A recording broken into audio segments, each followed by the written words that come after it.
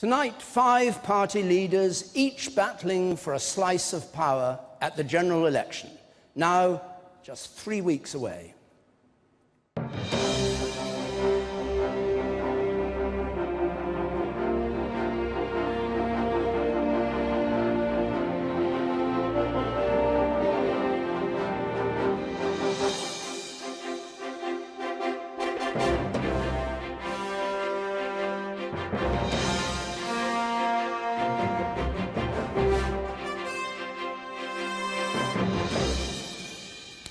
Good evening and welcome to the magnificent Central Hall, Westminster in London, for the third in a sequence of television election events, this one featuring 5 opposition party leaders.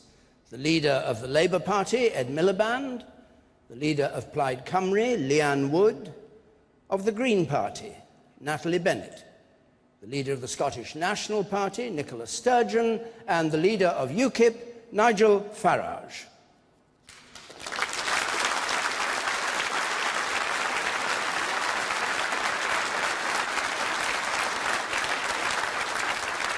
So tonight here, the 5 leaders are going to debate questions on a whole range of topics as they try to persuade you that they deserve your vote. And the questions are coming from our audience here and from among thousands of emails and tweets which have been sent during the week.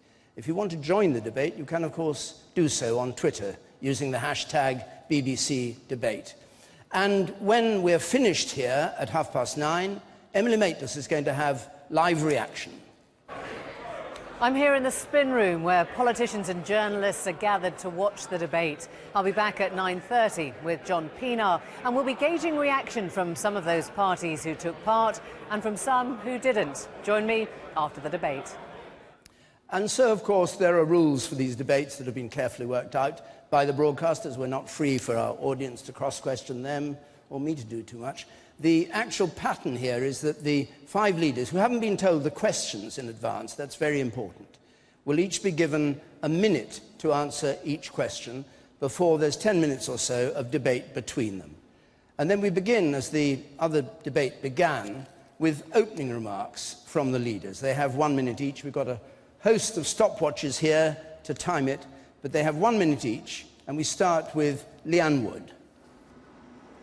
People across the UK are looking for an alternative to the grey, stale politics as usual.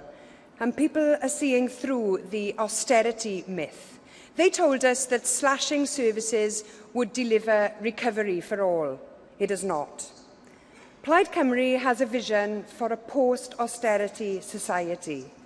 Our MPs will work with progressives from other parties to deliver prosperity, investment and job creation, public services and strong communities. Cuts are a choice. Austerity and the old politics are not inevitable. Plaid Cymru will not apologise for speaking up for Wales at every opportunity. And we will work for a new politics, cooperating with others for the good of all. Thank you, Leanne. Nigel Farage.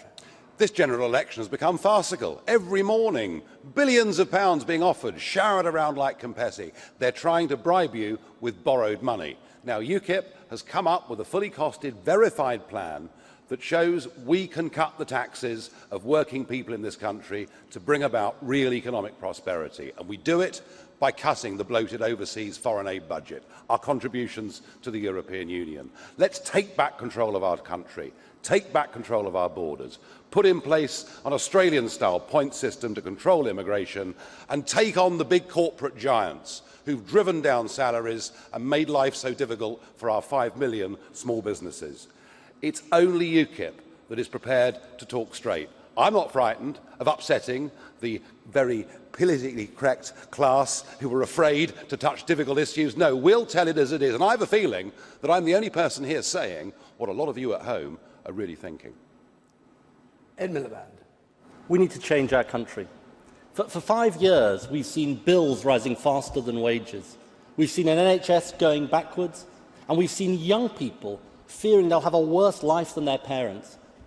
Now, David Cameron has chosen not to come tonight. He's chosen not to defend his record. I believe that Britain can do so much better, and not a penny of our plan is paid for from extra borrowing. So we'll have more doctors and nurses in our NHS, paid for by a mansion tax on properties worth over £2 million. We'll clamp down on the tax avoiders and we'll freeze your energy bills till 2017. These and other ideas will help working families, but I'm going to reject ideas that you'll hear tonight that will hurt working families, like taking Britain out of the European Union or breaking up our United Kingdom. If I'm Prime Minister, I'll always put working families first, because that's the way we succeed as a country. Thank you very much. Nicola Sturgeon. To those watching in Scotland, my promise is this. If you vote SNP, we will make your voice heard. The SNP will always stand up for Scotland's best interests. My promise to everyone is that the SNP will work constructively to deliver progressive change for ordinary people right across the UK. For as long as Scotland remains part of the Westminster system, we have a shared interest in making it work better for the many, not the few. Now, the truth is that no one party looks likely to win an outright majority at this election. That means we will need to build bridges between our different parties if we are to deliver real change.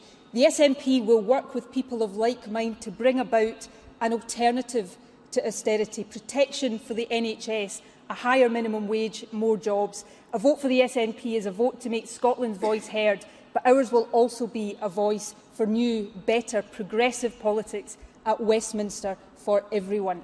Thank you very much. Natalie Bennett. There's been a powerful opposition in Parliament in the last 5 years. Her name was Caroline Lucas. Caroline is leading the way in restoring the NHS and our railways and fighting against fracking. You can elect a strong group of Green MPs like Caroline with a vision of a humane, sustainable Britain. Don't believe the advocates of spiteful austerity. This is the world's 6th richest country. We can give our young a properly funded education. We can provide free health and social care for our elderly. We must make sure that everyone has food on the table and a stable home to live in. The Green Party are the real challengers, offering 1 million new jobs, combating climate change, restoring vital community services. That's why voters are turning to us.